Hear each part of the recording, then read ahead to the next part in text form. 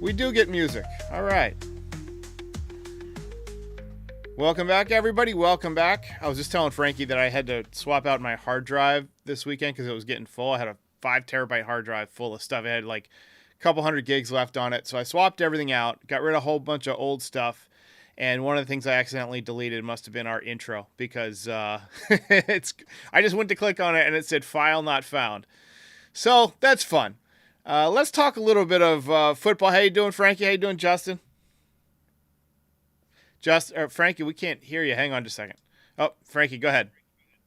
I mean, I'm feeling pretty good. The football season is not good here in the city of in the tri-state area, at least for the Bills. But for the Jets and Giants, it's been a struggle. But it's still football. It's still been a fun year, nationally at least. But yeah, locally, I wish we could have the same success. Yeah, Justin, how you doing? Doing well, man. You know your production skills are up there with the Jets and Giants football Yeah. skills. Well, Wow. considering I produced this whole thing and you do jack shit, I do jack. I'm gonna go ahead and tell you to Hey, look, eat. I fill out a Google Doc. All right, Yeah. that's by far the hardest thing. Got a lot of fucking balls. All right. Well. All right. Let's talk about the other teams around the NFL because the Jets, their season's pretty much over. Giants over. Bills still alive. But let's talk about the Chiefs. You guys keep telling me every week. I ask, can they go undefeated? Will they go undefeated? And every week Justin's like, no, they're gonna lose. And Frankie's like, no, they're not gonna go undefeated. But every week they find a way to win, whether it's scraping by, by the skin of their teeth, blocking a field goal. Justin, will they go undefeated? No, there's no way. Come on. Come on. There's no way. They're not the Patriots. They don't have Randy Moss, right? They keep winning. They keep winning. No, they do. But the way they win, it's like the luck has to run out sometimes because these are some lucky wins, like blocking a field goal at the end of a game. I mean, there's only so much soul selling you can do to win games here, and I think that's what's really going on here. Is Andy Reid is selling his soul to the devil. Frankie, any thoughts on the Chiefs? I thought you were about to make a really bad Taylor Swift joke there. But the I I still know think they're better not than going to to go go after the Swifties. I know better. I don't want to Thank anger you, the Derek. Swifties. Yes, thank you, Derek. Thank you, Justin. Well played there. I still don't think they're gonna go undefeated. For me, I don't bet, but I do make predictions. And the easiest prediction I feel like I've made over the last throughout this entire season is to say the Chiefs won't cover because I feel like I've cashed in on that bet multiple times or that prediction multiple times, and it happened again. Denver was what 8.5 point underdog. I'm like, yeah, Kansas City's not gonna be able to. They're going to do what they always do, which is scrape by barely. Their offense is just going to do just enough, not too much. And, they'll win the game, by a couple points there. I'm not surprised. I'm surprised they keep getting away with it. They cannot keep getting away with being this on offense, underachieving this much, and yet still winning. But they're somehow able to figure it out. The blocked field goal there, that was, an unbelievable moment. And this Chiefs team is 9-0. And, I mean, Justin, you point out the Patriots. This is not the Patriots. That Patriots team, that '07 Patriots team, had so many great wins, so many impressive performances. I mean, the amazing offense. Can you think of one great performance the Chiefs have had this year? Because off the top of my head, I can't. Like even maybe opening night against the Ravens, but that win wasn't even that impressive. That was a close win. The Ravens were a toe away from winning that. So yeah, I still don't think the Chiefs. In fact, prediction here, I think the Chiefs' undefeated season comes to an end on Sunday night Sunday afternoon against the Bills. It's possible. Hey, Frankie, do you know what they call a person who makes predictions but doesn't bet? Uh, I have no idea. A coward. I like my money, Justin. I'm a big fan of my money, and I'm not a big fan of losing it. I'm totally a coward too. Okay, yeah, great. Cowards together. Cowards unite. I also don't bet very much. Frankie, we're getting a little bit of audio feedback on your end. I keep having to turn down your mic, so maybe adjust that while I talk to Justin about the Lions, who are now 8-1. And we'll talk about them in the power rankings, in just a few minutes. But last second field goal comeback win. They're looking really, really good. I know Eminem is excited about it. How you feeling about the Lions right now? They are looking really good. This past weekend, they did not look good. I mean, they had a pretty bad game. Jared Goff looked bad. They really probably should have lost this one if the Texans were probably a little better, maybe had fewer injuries, but that's part of the game. So Lions kick a long field goal to win it. They're now 8-1. You can't really argue with that. They look really good, so they are the team to beat right now in the NFC. Yeah, Frankie, thoughts? That was an ugly win by Detroit. I mean, 5 picks, as you mentioned, from Goff.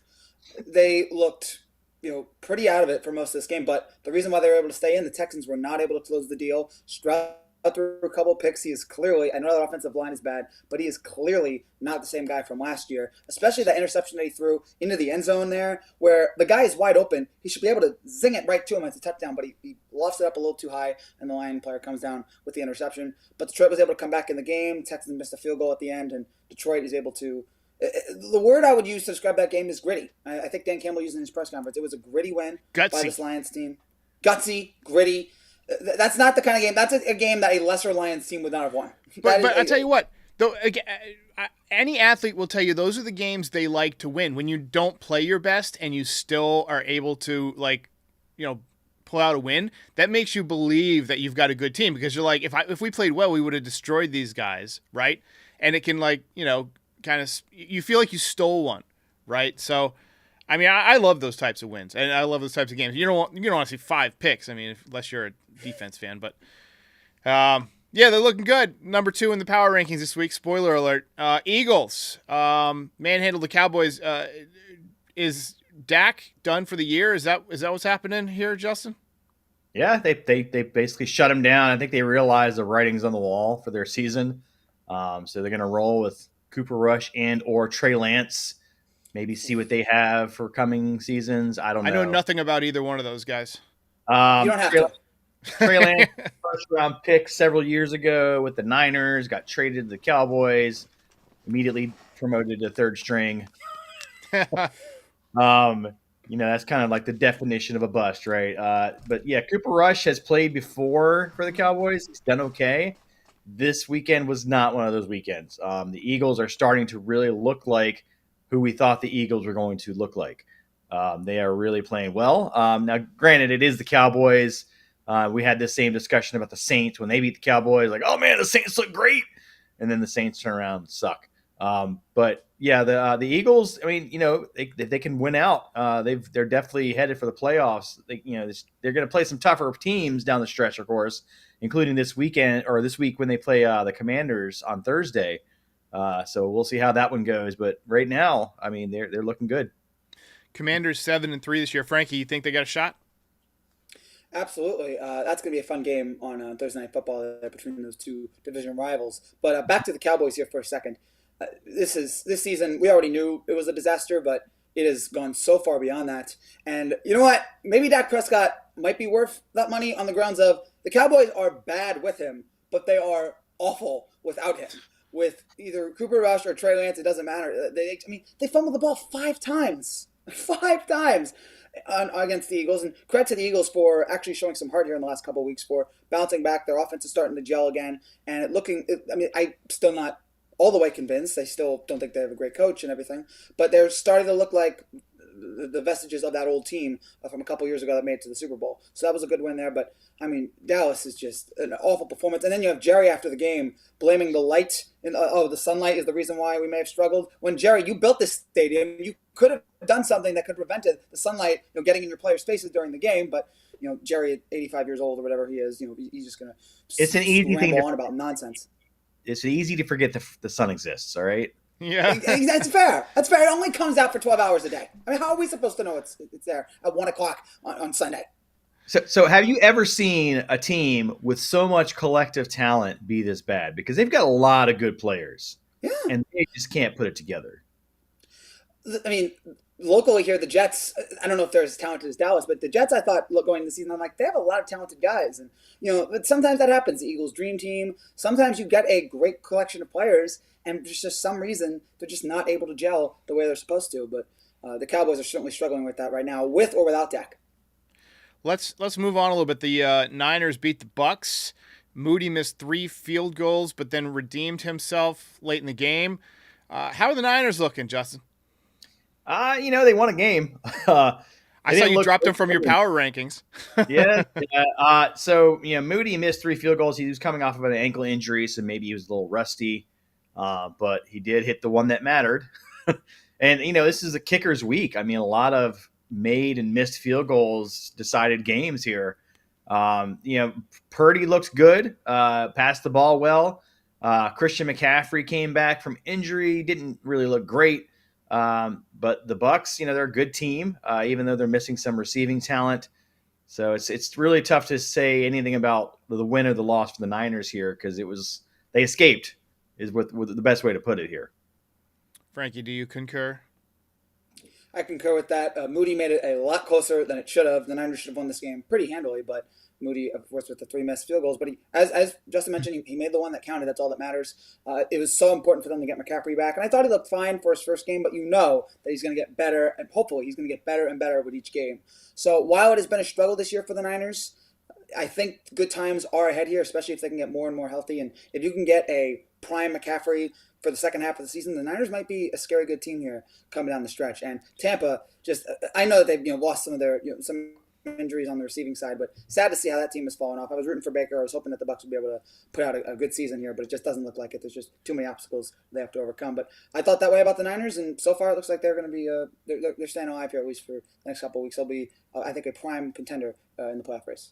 So I saw in the notes somebody wrote Dolphins keep their season alive with win versus Rams. Now that they did pick up a win, I'm not sure who wrote that, but I'm not sure the Dolphins season is alive. I think the Dolphins season is, as Justin said, finished. But it was good to see him pick up a win. Would you like to explain yourself, Frankie? Well, I just think that first of all, I don't think the AFC is that great, and also the Dolphins have one of the easier schedules coming up. So I mean, they have the Raiders next week, and the Raiders are pretty trash. So you can get to 4-6, and then who the heck knows? Then you're what? You're what are they? A game and a half out of the last spot. It's not. Do I think the Dolphins are going to make the playoffs? No, but it's not impossible. I thought it was impossible before the Monday night game because I thought the Rams were going to win it. But now that they've won it, I think that there's.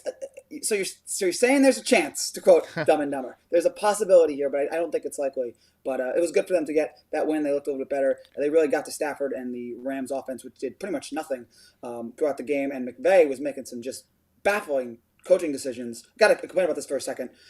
They're down 11. There's 5 minutes left. Why kicking the field goal? Like, to go for the touchdown there. The game's over. It was that kind of play calling from McVay and then kicking the field goal on third down anyway. There was just some questionable play calls in this game from McVay that really because I really like him as a play caller, and he just left me scratching my head a couple times. But good win for the Dolphins, and I concur. Contrary to popular belief, I think they kept their season alive. Justin, do you disagree? Yeah, I mean, I don't see a path, right? I mean, they're definitely not winning that division with the Bills. No. Their only way in is through the wild card. And they've got a lot of teams that are like that 6-4, 5-4, 4-6 area right now. It's very crowded in the middle. That'll sort itself out as the season goes. But even if they win out, yeah, of course but Tua's one hard hit away from being done for the season, right? I mean, this is literally hanging on by a thread for the Dolphins. Yes, they're not out of it yet because there's still games to play. But I think they're done. Like I can't see them winning enough games to keep up with the other teams in the AFC there. Right. All right. One quick thing to mention before we get to the power rankings: the Steelers stole one from the Commanders, but different steal, Frankie. I wrote that one. Oh, you wrote that one. So you're Yeah. well, that's kind of a dad joke, I guess. It's The dad joke. It's a dad joke there. It's a pun, bad pun. Steelers first place, right? They're looking good. Care to discuss that one? I will say that Justin? Jets traded away Mike Williams, and rather than sulk and cry in his Cheerios, he came out and caught the game-winning pass for a playoff team. So, Mike Williams, congratulations to you for escaping New York. Yeah. All right. Well, let's get to the power rankings here. Justin, you want to walk us through your changes? It looks like the top is pretty much the same, but you made some changes from 5 on down. Yeah, I mean, it's tough to move an undefeated team out of the top, so we're going to keep them there till they lose. They Once won't. they lose, They they're won't. going to number They're going. 10. I'm calling it undefeated. Nostradamus, lock it down. That's right. Lions number 2. So ugly win as Frankie said, but they won, so you get to stay where you are. Ravens number 3. They squeaked one out against the Bengals this week. Great high scoring game there. Bills at number 4. They're looking. I don't know if they look good, but they won. Allen had 2 interceptions. Colts just aren't very good, so we'll see what happens this week with the Chiefs. I'm not as confident they beat the Chiefs as much as Frankie is, but yeah, it's going to be a good game. Steelers at number 5. Eagles at number 6. They've really moved up for me. They were number 10 last week. Commanders dropped a bit because they lost, of course. Vikings dropped because they don't look that good right now. I don't have a lot of confidence in the Vikings right now, but we'll see if they prove me wrong here. Texans stay steady at number 9, even though they lost this week to I forget who they lost to. The Lions. The Lions this morning. And then Cardinals break into the top 10. So I was down on the Cardinals this week. I thought for sure the Jets were going to pull this one out. And the Cardinals just came in and just like ransacked the Jets. They I couldn't believe how badly they beat the Jets. The Jets just like completely surprised me. And I didn't think I could be surprised by the Jets anymore. Jets are pretty bad, man. Jets are having a rough year. Let's talk a little bit about the Jets. We don't have to spend a lot of time because as Frankie and Justin have both noted before the show, their season is completely over. They lost 31-6 to the Cardinals. Aaron Rodgers did not look good. Justin, you want to expound a little bit more on what you saw from especially the defense, which was awful? I mean, the Cardinals have played a lot of like kind of mediocre teams. So I thought they were these, paper champions, so to speak, right? They hadn't really played anybody. So I figured, here's another mediocre team they could probably beat, but they probably won't. And then the Jets just laid an egg on offense, man. I traded away Mike Williams, which granted he wasn't doing much in New York, but now you have to wonder if that was Mike Williams' fault or if that was the coordinator's fault or Aaron Rodgers' fault. It's really a lot of fingers to be pointed here at the team. But I mean, when your defense gives up 31 points to like a 5'10" quarterback, yeah, there has to be some soul searching going on, right? I mean, they had their backup running back in by the end of the game. Like their rookie, they're like, let's get the rookie out there, let him chew up some yards for us, save James Conner's legs. But yeah, the Cardinals looks good, and it's again, it comes down to if you're winning, you get rewarded. All right, Frankie, do you want to talk a little bit about Davante Adams? He's not done so great since being moved over to the Jets. Yeah, what was that trade about? Because I thought, silly me, I thought Davante Adams wanted to come here because he and Aaron Rodgers had this great chemistry, this great, where is it? He barely targets him. Adams has done essentially nothing here for the Jets. I just don't understand that trade right now in the slightest. I mean, I guess I get it at the time, but if you're going to add Davante Adams, I don't know, implement him into the offense, it's just baffling to me. And Justin, you point out that there's a lot of fingers to point at this Jets team. I have one finger that I like to point at them specifically because this has been a complete disgrace of a season in every aspect. And I also just want to say this. Kyler Murray is having an awesome season. He might be, if they have top 10 for MVP voting, I think he'd be up there. He's having a real great season. It's fun watching him. He's making a lot of big plays. So it's good for the Cardinals here, and they could be contenders here. I think they're leading the NFC West, so that's impressive. But this Jets team, in every aspect, is just a failure, especially on the offensive side. Rodgers not being able to get anything done. The defense, I mean, how do you miss 20 tackles in one game? Like, I've never heard of that before. 20 missed tackles? You can't even try to be that bad. And, I mean, look, I get it that they have a head coach right now who shouldn't be a head coach, but maybe that's on the owner for maybe panicking too early and firing somebody who maybe should have gotten a couple more games at least. Everything about this is a disaster, and I am just mad for all of New York that we have to watch this team for another, 7-8 more games? I don't want to. Please, just end this. JETS, just end the season. Oh, man. That's good. That's a good one. Good. So I have to argue with you about the Davante Adams thing. He targets him all the time. Like, he targeted him 13 times last game. He force feeds the ball to him and Garrett Wilson repeatedly, right? He doesn't throw it really to anybody else that often. So, it's on Rodgers to spread the ball around. And he's traditionally been a quarterback that finds his trusted guy and just force feeds them. And Adams, that worked in Green Bay when Adams was young and chipper and spry. But Adams is a little older now, right? He's not going to get open as much as he used to. So you really have to have a better offensive scheme than let me throw it to my two favorite dudes, right?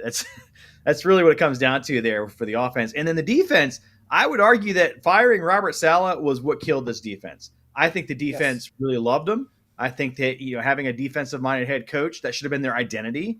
But instead, they wanted to make this an exciting offensive team. They wanted to be an offensive juggernaut, and they just don't have the tools for that. They had the tools on defense to be a great defensive team, but they mailed it in there. And when you don't have an identity and you're constantly letting your quarterback run the show, this is what you get. Yeah. All right. Well, let's talk a little bit about the Giants. They lost again. They're 2-8. We can move through it pretty quick here because they're 2-8. Season's over. I mean, I don't even really know what's left to be said. Daniel Jones, probably playing his final games here with the Giants. How long after the season? Do you think he'll even make it to the end of the season before he gets cut? Start with you, Frankie.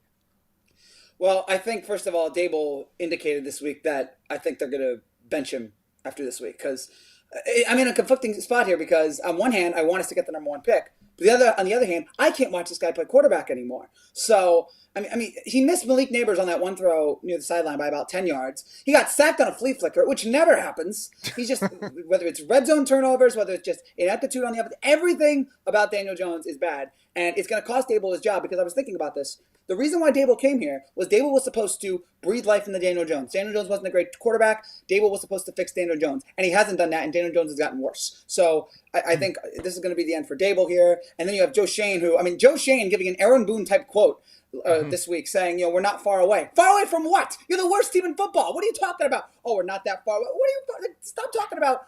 What is a great Giants coach, Bill Parcells, once said? You are what your record says you are. And the record says that you're the worst team in the NFL. So I don't want to hear anything from Joe Shane about how we're close. Close to what? So I don't even know what else to say other than that the Giants are just... God, I feel so bad. To our friends over there in Germany, my apologies for the crap that we had to give you this week in terms of Giants-Panthers. I mean, they made Bryce Young look like he turned into Cam Newton there all of a sudden. Bryce had the best game we've seen of him, and that's the saddest thing of all. Bryce Young looked like he was out of the league after week 1 or week 2, and then he looked just fine against the Giants. Gosh, I hate this. Justin, anything to add? Were the Giants the biggest embarrassment that this country produced last week? I think, yeah. I mean, I think that's accurate. I mean, I can't think of anything that happened last week that would have been. It was a quiet week. But we're focusing way too much on the Giants being bad. Let's talk about the Panthers and how they're turning their season around with a young quarterback that has actually found himself after benching behind Andy Dalton. I'm kidding. I can't do that with straight. Panthers are terrible. Giants should have beat him. They had a chance to beat him. And trash Daniel Jones. I get it. He's not great, but he did lead the drive to tie the game. And he did not fumble the ball away in overtime in field goal range for the Panthers. Shot, right? Sacked on a flea flicker. Don't run a flea flicker. This is the stupidest play. Those are the worst plays. Like, why are you running flea flickers? It's not even fun. I mean, I gotta say, I could never even execute a flea flicker on Techno Bowl. Let's move on to the Bills here because we're running out of time. They beat the Colts. They are now 8-2. They are looking good. Defense forced 4 takeaways. But I mean, 8-2. You can't complain about 8-2. Justin, you gonna give me shit about 8-2? Come on. No, I'm not. Again, wins are all that matters. When you say look good, I say like teams like the Lions look good or the Ravens look good. The Ravens look good even when they lose, right? That's fair. I just meant like their record looks good. Their overall prospects to win the division look good. Their momentum looks good. But yes, sloppy somewhat game. But what are your thoughts on their performance this week?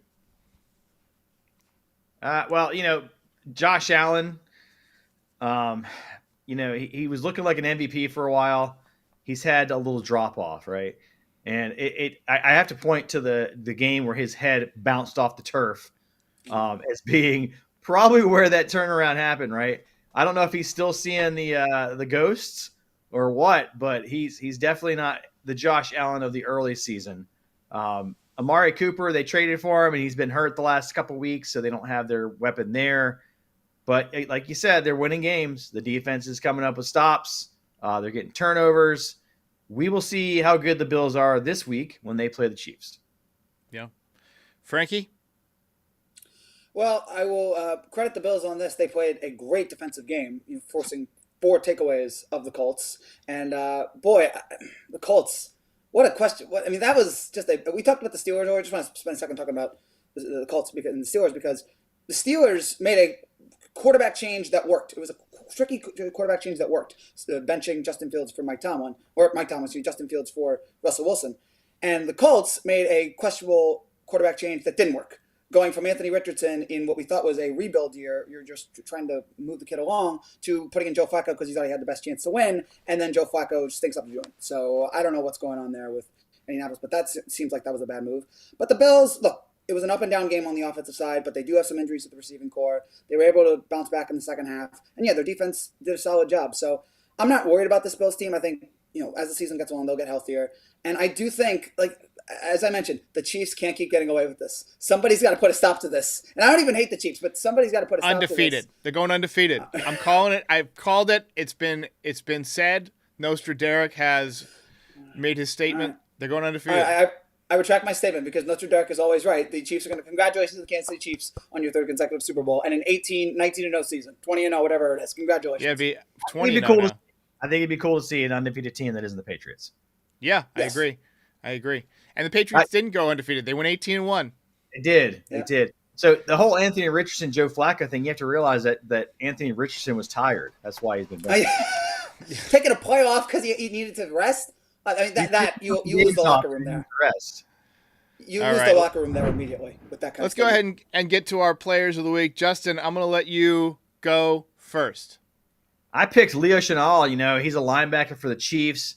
You block a game-winning field goal and you keep a season undefeated alive. That's going to get you player of the week. Frankie? How about Lamar Jackson? We didn't talk about it because it happened Thursday night. It almost happened a week ago. But what a sensational game that was between the Ravens and the Bengals. Just back and forth. Electrifying offensive performance from both of these teams. But I got to give it to Lamar. 290 yards, 4 touchdowns as the Ravens squeak out a win against Cincinnati. And I've got Brock Purdy, 353 yards, 2 touchdowns. I just find the number 353 really fun to say for whatever reason. It's like Edgar Allan Poe used to study words to find out which one sounded best to the human ear, and that's how he came up with the name Lenore. I just find the number 353 extremely pleasing to say. And that does it for this week of the New York Football Show. I'm pretty sure that my outro is on the other hard drive too. So we're gonna bid adieu. Bye-bye. It's not my fault. It's technology. I'm not good with technology. I have diabetes now. I'm all fucked up. I can't. It's a valid excuse. Yeah. I gotta get my shit together, guys. All right. We'll see you next week. Take it easy.